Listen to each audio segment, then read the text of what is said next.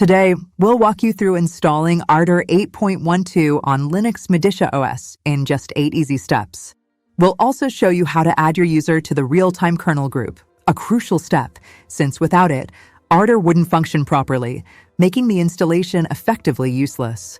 Lastly, we'll create a launcher with an integrated icon in the application menu. Enjoy making music with Medisha OS.